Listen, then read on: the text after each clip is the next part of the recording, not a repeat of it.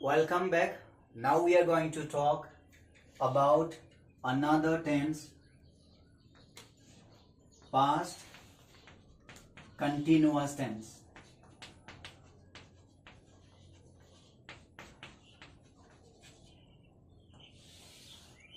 Past continuous tense. In this class, we are going to know the structure of past continuous tense. So let us write the structure of past continuous tense.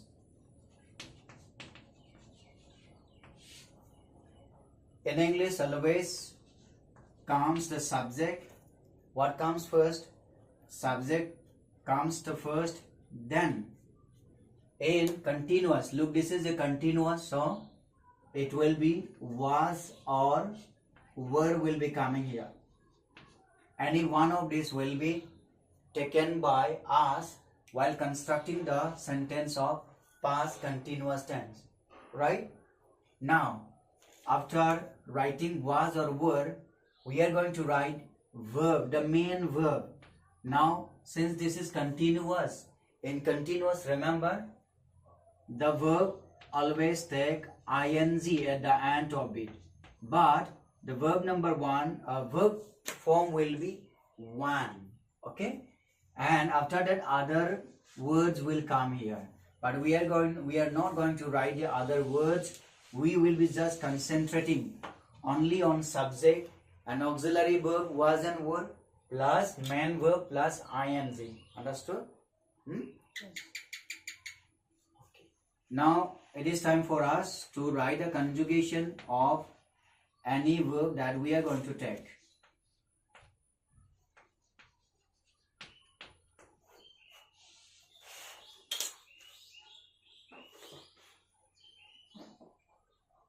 So let us take the verb first. Verb, I'll be taking see. So the verb I have taken here is see. Now since it is a conjugation, so we need to write the person, right? The first one is the first person. And below this, it is second person, right? Yes. And there is one more below this line is third person. Okay? Now these persons are again divided into two category, two numbers. We say the first column is for singular number. The singular numbers represents only one what? Person here. When there is only one people, when there is only one person, then the subject will be here. When the subject is more than one, like two person, like two people, then we are going to write the subject of plural number. Now David, tell me what is the first person singular number subject here? I. It is I. Yes. Now tell me what is the first person plural number here? We. We. And what is the next second person singular number here? You. It is you. Yes. And what about the next? You. It is the same, right? Yes. You. Here it is only one person. There will be more than one person. And the third person has three. What are they? Huh? He, she, it. Yeah, he oblique, I'm going to write she oblique, then it may be it. Then in plural, what will you have? They. They. They means more than one. Okay. Now look at the structure. Once again, the structure is the subject will come first. So we have written all the subjects here. Now it is time for us to write any one of these two auxiliary verbs, was or were. Right? Yes. Now, according to the rule, what will be taken by I? Which one will be taken by I? Is it was or were? Was. So, according to rule, I always take was. And what about we? Huh? Was.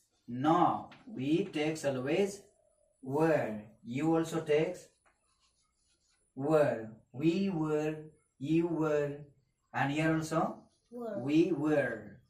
But this is the look. This is the third person singular numbers.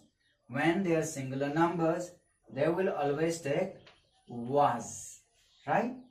And they will take were.